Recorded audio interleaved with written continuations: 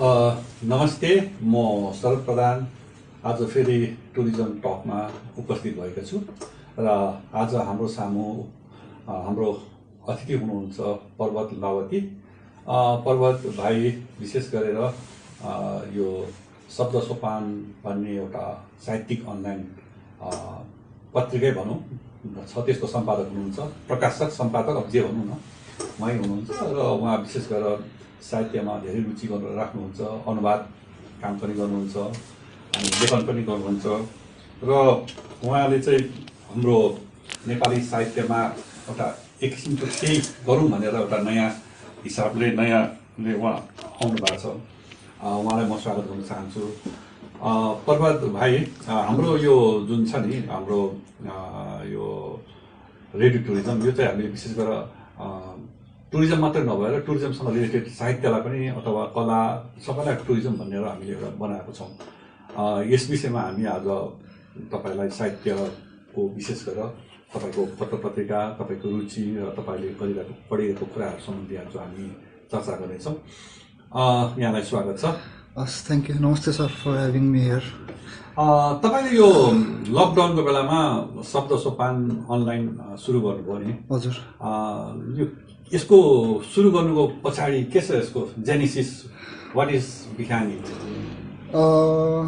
यस्तो लकडाउनमा चाहिँ खास हामीले चाहिँ निकै पढिरहेको थियौँ अनि मेन कुरा चाहिँ मैले लकडाउनमा चाहिँ मेरो जब क्विट गरेको थिएँ। म यता शिक्षण गर्थेँ, पढाउँथेँ अनि मलाई चाहिँ खास त्यो चाहिँ किनभने एउटा आफैले केही गरौँ भन्ने एउटा साहित्य र कलाकै क्षेत्रमा केही गरौँ भन्ने चाहिँ एकदमै लागिराखेको थियो। अनि त्यस पछाडि अब के चाहिँ गर्नु हुन्छ होला जस्तो सोच्दाखेरि चाहिँ एउटा साहित्यिक पत्रिका चलाउनु चाहिँ यसमा चाहिँ आफ्नो सेल्फ सेटिस्फ्याक्सन पनि मिल्ने जस्तो देखियो अनि यसैलाई चाहिँ अनि मैले चाहिँ थालेँ। हजुर। यसमा त लगानी त चाहिन्छ। हजुर। यो तपाईँको आफ्नै हो कि अरूहरू पनि यसमा तपाईँको पार्टनरहरू छन्? होइन, यसमा चाहिँ लगानी चाहिँ मेरो आफ्नै मात्रै छ। यसमा चाहिँ मेरो फ्यामिलीले अलिकति सपोर्ट गरिदिनु भएको छ। हजुर, त्यसरी सस्टेन भइरहेको छ अहिलेसम्म चाहिँ। हजुर, फ्यामिलीको सपोर्टले यसलाई चाहिँ पुगाइरहेको छ। अनि तपाईँको एउटा टिमहरू पनि छ नि, एक दुईजना युवा कसै जमात छन् जो चाहिँ अङ्ग्रेजी साहित्यको विद्यार्थी पनि हो, त्यो अध्ययन पनि गरिरहेको देख्छु। यो कसरी टिम सेलेक्ट गर्नुभयो? सरिताजी देख्छु नाम। हजुर हो।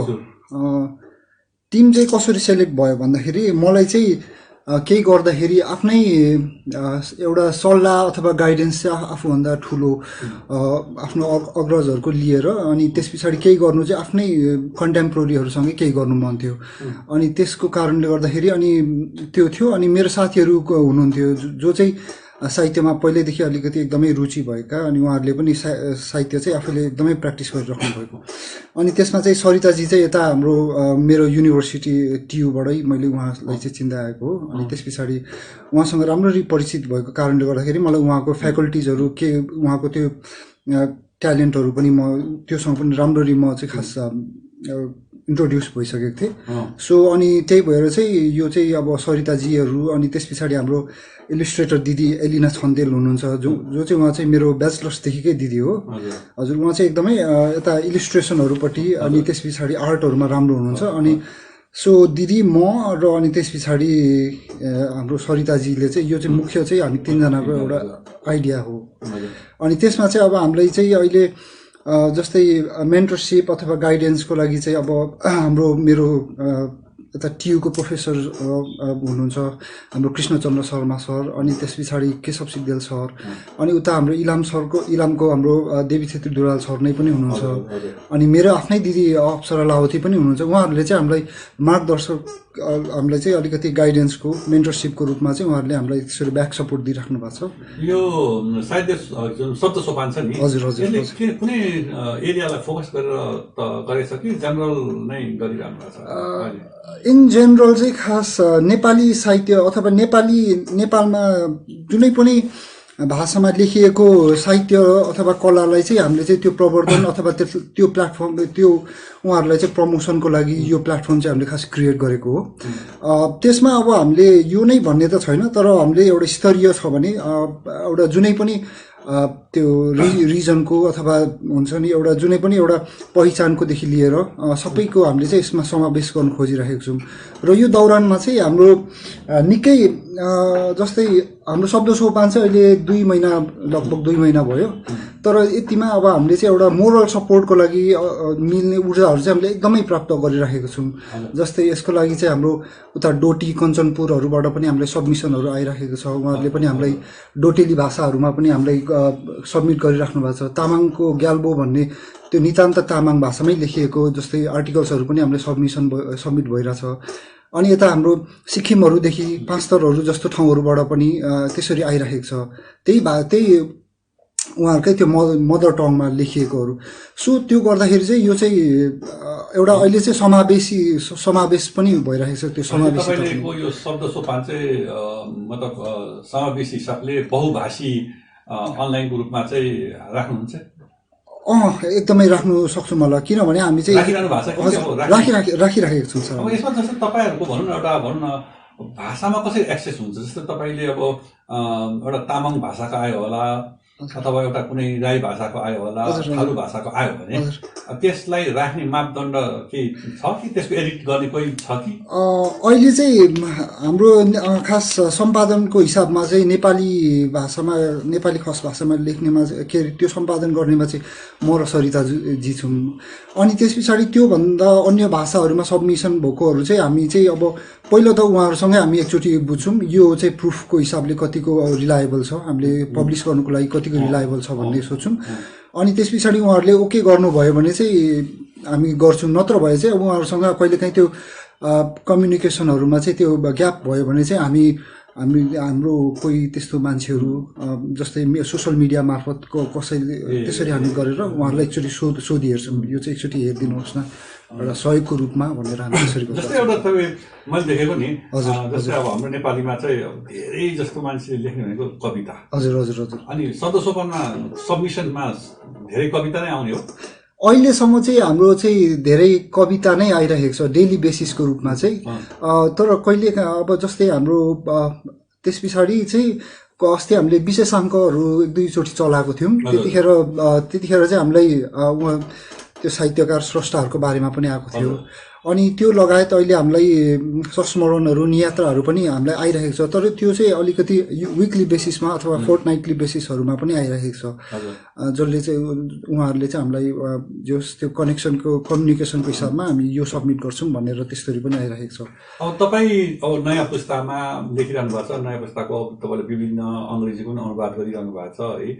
तपाईँको शब्द सोपानमा पुरानो लेखहरू पनि राखिरहनु भएको छ, पुरानो कविताहरू राख्नु भएको छ, नयाँ कविता लेख। तपाईँले कम्पेयर पढ्नु त दुइटै पढ्नुहुन्छ भन्दा उहिलेमा धेरै अगाडि सृजना हुने नेपाली साहित्य र अहिले आइरहेको नेपाली साहित्यमा त्यस्तो के फरक देख्नु भएको छ? त्यस्तो के अलिकति त्यो चाहिँ हजुर फरक देखेको छु सर। मैले चाहिँ कुन हिसाबमा भन्दाखेरि एउटा चाहिँ प्रयोगको हिसाबमा होइन, अनि एउटा चाहिँ त्यो इन्टेलेक्चुअल आर्गुमेन्टको हिसाबहरूमा पनि। अनि त्यस पछाडि अब जस्तै अहिले चाहिँ अलिकति मलाई के लाग्छ भने अलिकति त्यो पपुलर ट्रेन्डलाई फलो गर्ने खाले पनि त्यो अलिकति बढिरहेको छ जस्तो लाग्छ। जस्तै अहिलेको जो प्र्याक्टिस गरिराख्नु भएको छ त्यसमा उहाँहरूले चाहिँ खास त्यो प्र्याक्टिस गरिराख्नेहरूले चाहिँ अलिकति आफ्नै स्टाइल आफ्नै रेटोरिक चाहिँ डिराइभ गर्नुको लागि चाहिँ उहाँहरू त्यति साह्रो लागिराख्नु भएको छैन कि जस्तो पनि लागिरहेको छ। जस्तै कम्पेरिटिभ हिसाबहरूमा गर्दाखेरि चाहिँ जस्तै अब भनौँ तपाईँले भन्नुभयो जस्तै बौद्धिक कसरत चाहिँ पहिलेकोमा बढी भाग छ कि अहिले बढी भाग जस्तो देख्नुहुन्छ? इन्टेलेक्चुअल भनौँ, एक्सर्साइज भनौँ। मेरो एकदमै पर्सनलमा त सर मलाई त अलिकति पहिलाकै लाग्छ। जस्तै अब हाम्रो मलाई अब हाम्रो बैरागी काइलाको सरको होइन, अनि त्यस पछाडि कवितामा अथवा पारिजातकै कविताहरू पनि अस्ति हामीले विशेषाङ्क गर्दाखेरि म पारिजातको कविताहरूसँग धेरै इन्ट्रोड्युस भयो। अनि त्यतिखेर चाहिँ मलाई पारिजात को कविताहरू पढेर उहाँको त्यो जुन त्यो एकदम बोल्डनेस छ त्यो चाहिँ कवितामा पनि त्यस्तो पाउँदाखेरि चाहिँ म एकदमै इम्प्रेस्ड भएको थिएँ त्यस्तो। अनि अहिले चाहिँ अलिकति त्यस्तोहरू चाहिँ अलिकति आइराखेको छैन जस्तो खालको पनि लागिरहेछ। त्यो एकदम क्वान्टिटीको हिसाबमा चाहिँ आइराखेको छ बढी, तर क्वालिटीको हिसाबमा हामीसँग अहिलेको कन्टेम्पोरेरी कविताहरू चाहिँ एकदमै यो समयले चाहिँ यस्तोरी चाहिँ रिप्रेजेन्ट गर्ने खाले कविता भनेर चाहिँ हार्डली अलिकति हामीसँग धेरै कविता छ जस्तो लाग्दैन मलाई। तपाईँको भनाइमा भन्नु अथवा अरूको पनि भनाइ त्यस्तो छ, अलिकति बढी मेहनत गरेर कविता लेख्नु पर्यो। अनि कवितामा पनि मलाई पनि अस्ति धेरै कवितामा पनि अलिकति इन्टेलेक्चुअल इनपुट आउनु पर्यो, कवितामा अलिकति दर्शन आउनु पर्यो। हाम्रो कविता चाहिँ खालि भावुकता मात्रै भयो, हाम्रो कवितामा प्रेम बढी अथवा अझ झन् व्यङ्गात्मक खालको कविता होइन, अझ रिदमिक अब अलिकति सस्तो लोकप्रियताको लागि लेखिने कविताहरू चाहिँ देखिन्थ्यो होइन। हो हो, यो चाहिँ कस्तो रहेछ भने सर, यो जे गर्नुको लागि पनि अब कविता चाहिँ मान्छेले कसरी पनि बुझिरहेको छ भने कविता भनेको एकदम भावुक भएर लेख्ने, अनि भावुकता हुने बित्तिकै त्यो इमोसनहरूलाई इनपुट गर्नुको लागि चाहिँ कविता लेखिहाल्ने भन्ने खाले छ। तर कविता जे गर्नुको लागि पनि अलिकति आफ्नै स्टाइल डिराइभ गर्नुको लागि चाहिँ इट टेक्स टाइम र अनि त्यस पछाडि एकदमै लेबर अनि रिगोरस स्टडी चाहिँ चाहिन्छ जस्तो लाग्छ मलाई। तपाईँ त अब अङ्ग्रेजी साहित्यको विद्यार्थी पनि हो, अङ्ग्रेजी साहित्य पढ्नुहुन्छ, अनुवाद पनि गर्नुहुन्छ, एलियटको गर्नुभएको छ, अरू विभिन्न साहित्यकारको अनुवाद गर्नुभएको छ। हजुर, हाम्रो त्यो अनुवाद गर्दा तपाईँले जस्तै हाम्रो नेपाली र अन्तर्राष्ट्रिय साहित्यको नि हजुर हजुर अब तुलना गर्नुपर्दा हाम्रो साहित्यलाई त्यहाँ पुग्न अथवा कतिको देख्नुहुन्छ त्यसलाई हाम्रो साहित्यलाई? हाम्रो साहित्य चाहिँ सर कस्तो पनि भइरहेको रहेछ भने त्यो साहित्यमा अलिकति हाम्रो साहित्यमा चाहिँ अलिक अनेस्टी छ, खासै अलिकति त्यो अनेस्टीको पनि कम चाहिँ म चाहिँ देख्छु। किनभने साहित्य भनेको चाहिँ खास आफ्नो रिफ्लेक्सन पनि हो, तर मान्छेले चाहिँ कस्तो भने आफ्नो अब कस्तो कालखण्डहरूबाट बाँचेर आयो। किनभने मान्छेको त अब जस्तो खाले पनि हुनसक्छ, अब कतिहरू चाहिँ अब उहाँहरूले चाहिँ अलिकति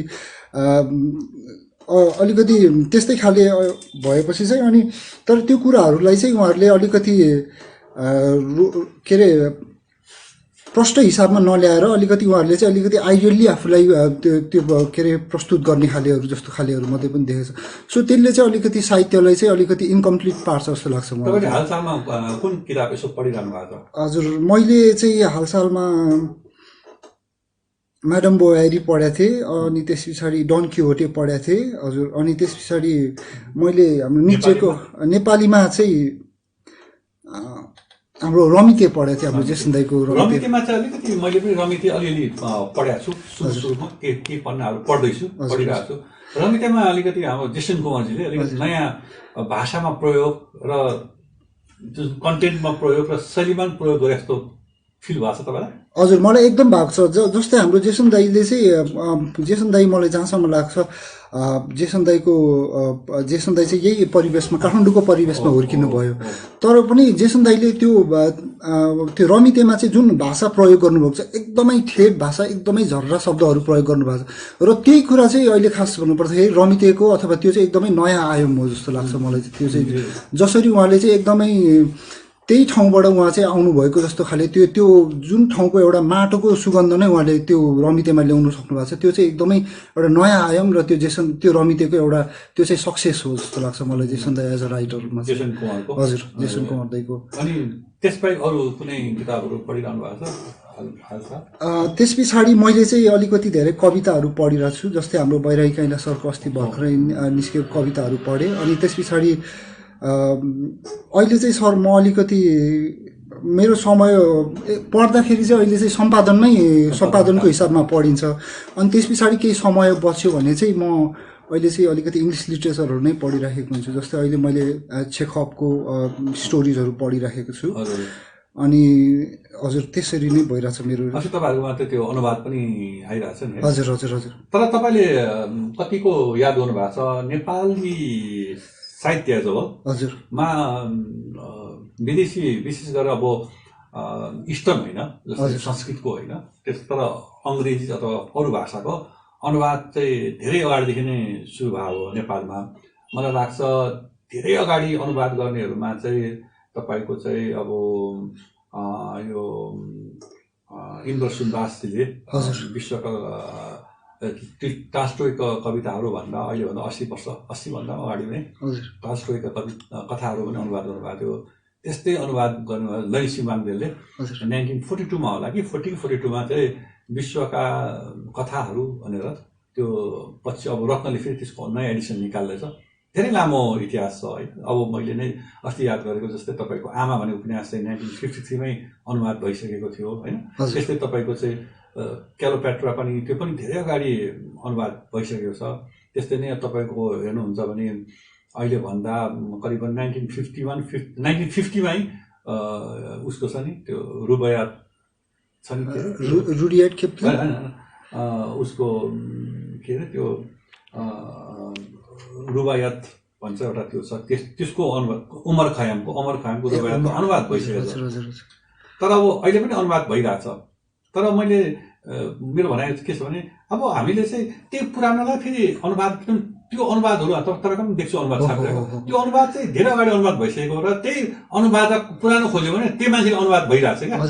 त्यही हामी त्यही कथाहरू रिपिटेड जस्तै तपाईँले हेर्नुहुन्छ भने ओ हेनरीको त्यो गिफ्ट अफ मजाई भने अब नेपालीमा 50 जनाले अनुवाद गरिसकेको छ क्या।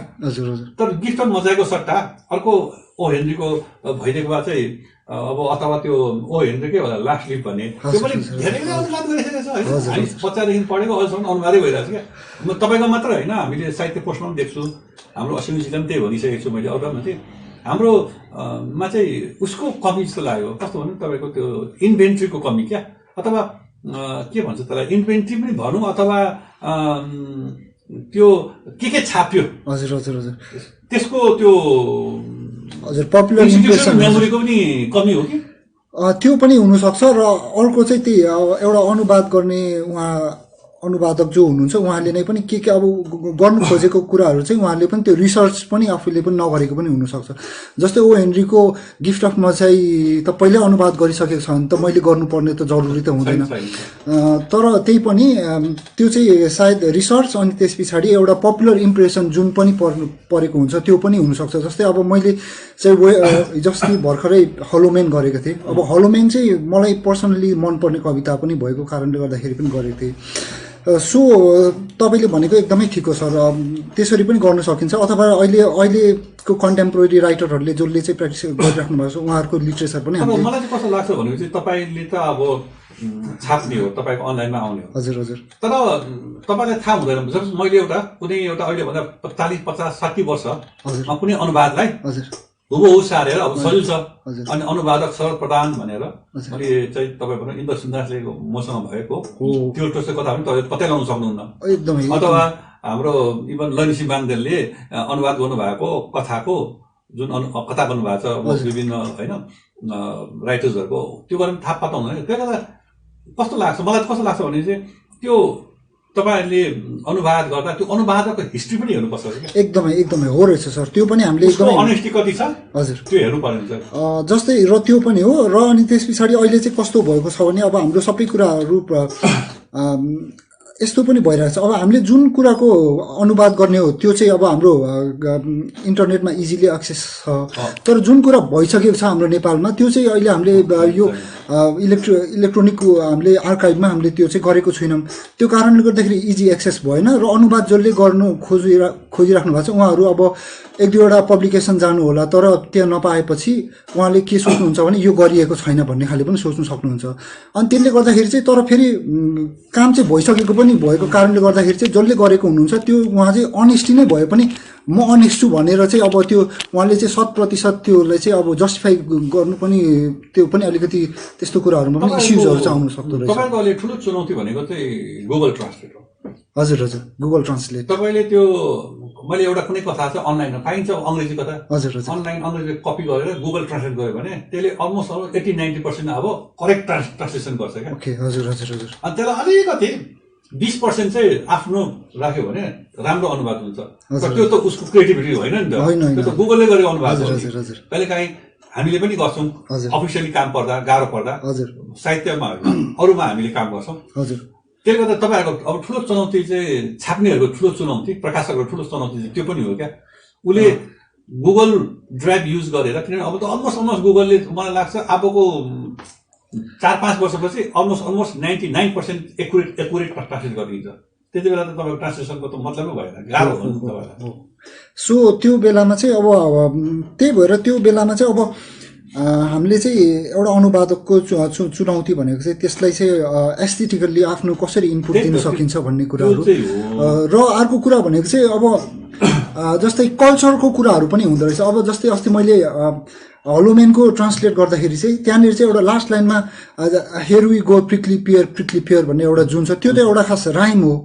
अब त्यसलाई त अब हामीले चाहिँ गुगलमा ट्रान्सलेट गरेको त यसरी जान्छौँ हामी हात्ती खाने हुन्थ्यो होला, तर सायद त्यो भनेको त एउटा राइम हो। अनि त्यसको अब त्यो कल्चरल एउटा एस्थेटिक ल्याउनुको लागि चाहिँ अब मैले चाहिँ त्यहाँनिर चाहिँ यति यति पानी गङ्गे रानी भन्ने मैले त्यसमा चाहिँ गरेँ। सो त्यसरी चाहिँ एउटा अनुवादकले चाहिँ आफ्नोपन दिन सक्छ होला जस्तो लाग्छ। त्यो कुराहरू चाहिँ एउटा अनुवादकमा हुनुपर्ने कुराहरू हो जस्तो लाग्छ। त्यही त अघि तपाईँ भने जस्तै रिपिटेसन अफ द वर्क हो भने हजुर, अब हामी कहाँ हेर्नुहोस्, तपाईँले अनुसन्धानै गर्नु सक्नुहुन्छ। धेरैवटा किताब धेरैजनाले धेरैपल्ट गरिसकेको छ। आमाको नेपाली अनुवाद 3-4 वटा भइसकेको छ। मैले अस्ति त्यो उमर खयामको रुबायतको अनुवादको बारेमा सानो लेखेको थिएँ एउटा लेखमै, त्यो ओकुमाया होइन, अस्ति एकजना जगत राई भन्नेकोमा लेखेको थिएँ मैले। अनि जस्तै छ नि तपाईँहरूले, जस्तै उमर खयामको रुबायत नै 8-10 जनाले चाहिँ अनुवादको सेम अनुवाद तपाईँले हेर्नुहुन्छ भने मुना मदन अङ्ग्रेजीमा झन्डै मैले थाहा पाउँदै 1, 2, 3, 6-7 जनाले अनुवाद गर्नुपर्छ क्या। तर त्यसको मुना मदन 6-7 जनाले अनुवाद गर्नुको सट्टा अर्को देवकोटाको कृति गरिदिएको भए त, कुञ्जनी गरिदिएको भए त धेरैले एक्सपोजर हुन्थ्यो नि। अलिकति हामी कहाँ चाहिँ अहिले चाहिँ त्यस्तो खालको एउटा प्रवृत्ति आइरहेको छ क्या। त्यसले गर्दा तपाईँ पनि अनुवाद गर्नुहुन्छ अथवा तपाईँहरूले अनुवाद छाप्नुहुन्छ नि, अलिकति याद गर्नुपर्ने कुरा चाहिँ रिपिटेसन अफ द वर्कको सट्टा नयाँ वर्क भइदियो भने त्यो चाहिँ हो सर। त्यसले चाहिँ हो त्यो चाहिँ एउटा कन्ट्रिब्युसन पनि हुन्छ। अब जस्तो भन्नु, अब तपाईँले अहिले अघि नै भन्नुभयो के अरे म्याडम बोबाले त्यो अनुवाद भएको छैन, त्यो गर्नु पाए राम्रो हुन्थ्यो। अथवा यत्रो किताब छैन अस्ति तपाईँले मलाई पनि दिनुभएको थियो डन क्यू हो, त्यो पनि भएको छैन, गर्नु सकेको हुन्थ्यो नि। तर हामीले के गर्यौँ भन्दा खालि लियो टल्स्टयको मात्रै अनुवाद गर्यो, चेकोको मात्रै अनुवाद गर्यो, ओ हेनरीको अनुवाद गर्यौँ होइन। हजुर, र यो अर्को कुरा चाहिँ कस्तो पनि रहेछ भने अनुवादकोमा चाहिँ अब म कुनमा राम्रो गर्न सक्छु भन्ने कुरा चाहिँ अब तपाईँको एउटा पर्सनल प्रिफरेन्स अथवा तपाईँको पर्सनल्ली मन परेको कुराहरू चाहिँ तपाईँले राम्ररी बुझेको पनि हुन्छ र त्यसैलाई चाहिँ मैले राम्ररी गर्छु भन्ने पनि एउटा हुँदो रहेछ। सो अहिले चाहिँ अब म त आफूलाई अनुवादकै भनेर त त्यसरी भन्न चाहदिनँ, त्यो त मेरो एकदमै मैले त्यो सानो मेरो कोसिस मात्रै हो होइन। त्यही भएर अब यत्रो हाम्रोमा चाहिँ अहिले कत्रो ठुलो अनुवादकहरूको अगाडि चाहिँ मैले आफूलाई अनुवादक हो भन्दाखेरि चाहिँ त्यो चाहिँ अलिक सुहाउँदैन पनि होला। त्यो भएको कारणले गर्दाखेरि अहिले मैले 2-3 वटा गरेको नेपालीमा गरेकोहरू चाहिँ त्यो चाहिँ मलाई मन परेको कामहरू, जस्तै मैले हाम्रो पाब्लो नेरुडाको tonight I can write the saddest line भन्ने मलाई एकदमै मनपर्ने कविता हो। सो मैले चाहिँ मलाई के लाग्यो भने म यसलाई नेपालीमा अलिकति भए पनि अनुवाद गर्न सक्छु होला जस्तो लागेर चाहिँ मैले गर्नु पर्यो। जस्तै अब तर अब हाम्रो त्यो डन किहोटे त मलाई मनपर्ने किताब त हो, तर त्यो आफैमा पनि त्यो किताबको हरेक कुराबाट हेर्दाखेरि पनि त्यो किताब त अलिकति च्यालेन्जिङ खाले छ। सो त्यसरी त्यो कुरा चाहिँ अब डन किहोटेलाई चाहिँ अब जस्टिफाई गर्नुको लागि अझै टाइम पनि लाग्न सक्छ। सो त्यो चाहिँ अब बिस्तारै प्र्याक्टिसको हिसाबमा अहिले तपाईँको शब्द सोपानमा नि हजुर नेपाल बाहिरका कतिको सबमिसन आइरहेको छ? हजुर, हाम्रो नेपाल बाहिरबाट अस्ट्रेलियाहरूबाट अनि त्यस पछाडि क्यानाडाहरूबाट हामीलाई भएको थियो। अनि त्यस पछाडि यता अरब देशहरूबाट हाम्रो दुबईबाट पनि भएको थियो। अनि त्यस पछाडि तर उहाँहरूमा चाहिँ कतिमा चाहिँ अब हाम्रो अस्ट्रेलियाहरूबाट सबमिसन भएकोहरू चाहिँ कस्तो पनि भने त्यहाँनिर चाहिँ उहाँले सबमिट गरेको कुराहरू चाहिँ पढ्नु नै पनि एकदमै त्यो भाषाको हिसाबले नै पनि के हो जस्तो भएर हामीले त्यो कुराहरूलाई चाहिँ अहिले हामीले पब्लिस गरेको चाहिँ छैनौँ हजुर। अनि उहाँहरूलाई हामीले त्यो रिच गर्नु पनि अलिकति गाह्रो भएको कारणले गर्दाखेरि त्योहरू चाहिँ हाम्रो अहिले पेन्डिङमै छ हजुर। जुन क्वालिटी तपाईँहरूले खोज्नुहुन्छ हजुर स्तर खोज्नुहुन्छ त्यो स्तर चाहिँ त्यहाँ पुग्न नसकेको कारणले त्यसले चाहिँ नपाएको हजुर। हाम्रो शब्द सोपानले चाहिँ अहिले हाम्रो सरिताजी र मेरो चाहिँ एउटा मुख्य एकदमै ठुलो एउटा हामीले गर्नु खोजिराखेको कुरा भनेको चाहिँ यो चाहिँ अब इलेक्ट्रोनिक पोर्टल भए पनि यसको पब्लिकेसन हामीले पब्लिस गर्दाखेरि चाहिँ यसलाई चाहिँ हामीले कस्तो खाले गर्नु खोजिरहेको छौँ भने एउटा प्रिन्ट मिडिया जस्तै हुन्छ नि उहाँहरूले त जे पब्लिस गर्नुभयो होइन अब गल्तीसँग पब्लिस गर्नुभयो भने गल्ती नै भयो त्यसलाई वान्स डन इज अब त्यो करेक्ट गर्नु मिलेन त्यसलाई अमेन्ड गर्नु मिलेन हामीले पनि त्यसरी नै गर्नु खोजिरहेको छौँ अहिले चाहिँ सकेसम्म यो हामीले यो चाहिँ इलेक्ट्रोनिकै भए पनि हामीले जे पब्लिस गर्छौँ त्यो चाहिँ एकैचोटिमा दिएपछि गएपछि गयो होइन सो त्यो हिसाबले चाहिँ हामीले चाहिँ सुरुमै अब सरिताजी र मैले चाहिँ अहिले प्रुफमा चाहिँ एकदमै धेरै जोड दिइराखेको छौँ हामी सकेसम्म यसलाई चाहिँ जस्टिफाई गर्नु खोजिराखेको हुन्छौँ हामीले चाहिँ हजुर भनेपछि तपाईँहरूले त सकेसम्म चाहिँ के अरे इरोरलेस हजुर हजुर एररलेस चाहिँ हामीले बनाउनु खोजिरहेको छौँ हामीले यसलाई सर तर अब म त के लाग्छ भने चाहिँ अब तपाईँहरू त नयाँ युवाहरूको जोसमा खोलिरहनु भएको छ हुन त धेरै अरू पनि धेरै आइरहेछ तपाईँहरूलाई चाहिँ अब हाम्रो श्रोताहरू जो सुनिरहनु भएको छ उहाँहरूले पनि सहयोग गरिदिनु पऱ्यो राम्रो राम्रो रचना दिएर अब मिल्छ भने बिस्तारै विज्ञापन पनि दिएर उहाँहरूलाई चाहिँ हाम्रो शब्द सोपानलाई पनि तपाईँहरूले चाहिँ अब यसको सस्टेनेबिलिटी धेरै धेरै वर्षसम्म लागोस् भन्ने बाँचोस् भन्ने हाम्रो चाहनामा चाहिँ शब्द सोपानमा उहाँहरूको एउटा नयाँ पुस्ताको जोस र जाँगरलाई चाहिँ हामीले अलिक हौसला पक्कै पनि दिनुपर्छ र आजको हाम्रो चाहिँ आधी घन्टाको वेबसाइट चाहिँ हामी यहीँ नै समाप्त गर्न खोज्छौँ होइन यसमा केही भन्नु छ हाम्रो हजुर हामीले चाहिँ भर्खरै शब्द सोपान हामीले चाहिँ सञ्चालनमा आएको छ अनि